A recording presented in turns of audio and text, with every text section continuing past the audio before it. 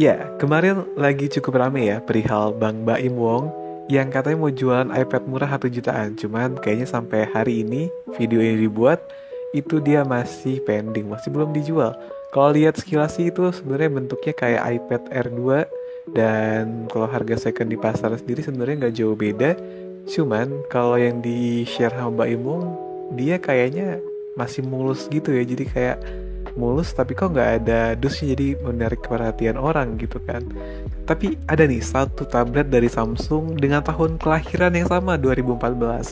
Kira-kira lebih baik yang mana? Ya, ini adalah dia Samsung Galaxy Tab 10,5 atau dengan kode T805. Ya, yang saya pakai saat ini adalah yang versi Exynos dan bukan Snapdragon. Jadi secara performa mungkin nggak sebaik yang Snapdragon. Apalagi sudah bertahun-tahun ya. Untuk tablet Samsung ini dia udah punya dukungan koneksi mandiri ya. Udah bisa pakai SIM card 4G. Jadi nggak perlu tergantung sama WiFi atau tethering untuk terkoneksi ke internet. Jadi nggak kayak si iPad Air Gen 2 yang dia harus pakai WiFi ya untuk bisa aktif. Dari segi layarnya sendiri Samsung juga lebih unggul. Dari segi resolusi dia juga lebih besar daripada si iPad. Kalau Samsung emang dia pakai rasio layarnya juga beda ya. Dia pakai 16:9. Jadi nggak kotak kayak si iPad yang 4:3. Untuk layarnya juga jenisnya sudah Super AMOLED. Jadi enak banget buat dilihat dibandingkan sama si iPad yang masih IPS. Jadi kalau buat nonton, lihat foto, udah tahu lah ya siapa pemenangnya di sini. Dari UI sendiri kayaknya sih lebih unggul dari iPad Air 2 ya, karena ini ada imbasnya juga dari update software dari iPad yang meskipun dirilis 2014 dia masih sampai support iOS 15. Jadi ya kasarnya dia hanya ketinggalan 2 generasi dari versi iOS terbaru. Nah, sedangkan si Samsung sendiri dia itu masih pakai UI-nya TouchWiz ya. Zaman dulu banget dan juga softwarenya mentok di Android 6. Jadi ya rada jauh ya kalau kita lihat sekarang udah ada Android 14. Jadi ya kebayang dong gimana jadulnya ini.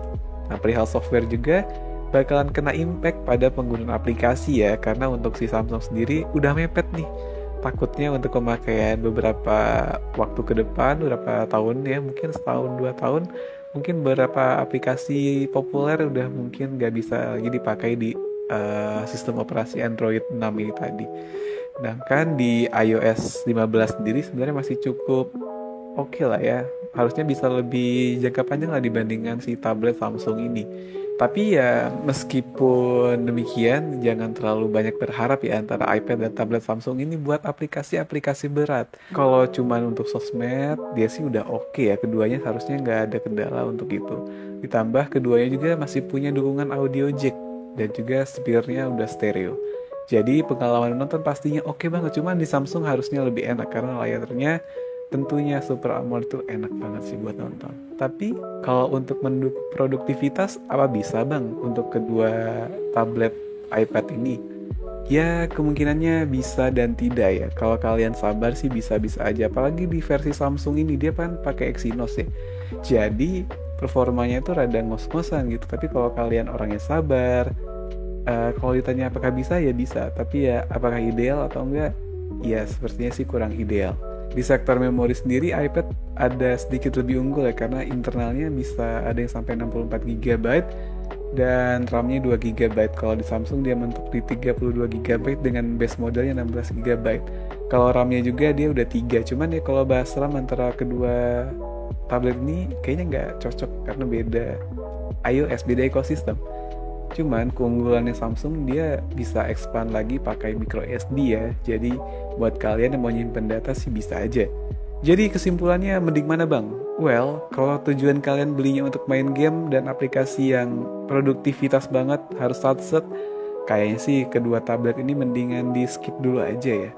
Atau mungkin baiknya nambah dikit lagi, beli aja tablet Android baru di harga 2 jutaan, kayaknya udah banyak yang bagus. Asal ya tetap riset lagi terus tahu kebutuhannya apa.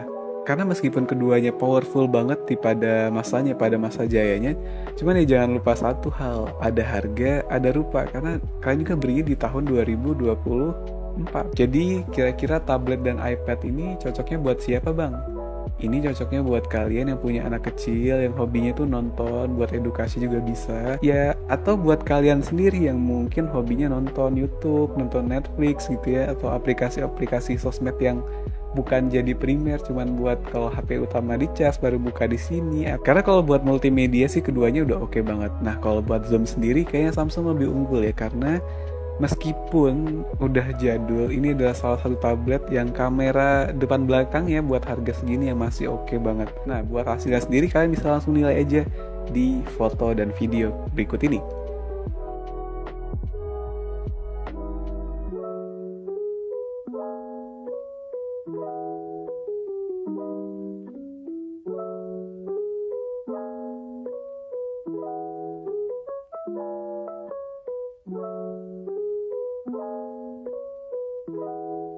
Jadi menurut kalian gimana? Mendingan iPad yang dijual Bang Baim atau mendingan tablet Samsung ini? Yang keduanya sama-sama jadul tapi premium pada masanya. Atau menurut kalian lebih worth it beli tablet Android baru yang ya nambah dikit lah gitu ya, daripada keduanya ini yang fungsionalnya mungkin lebih terbatas. Jadi ya gitu aja video kali ini, jangan lupa subscribe.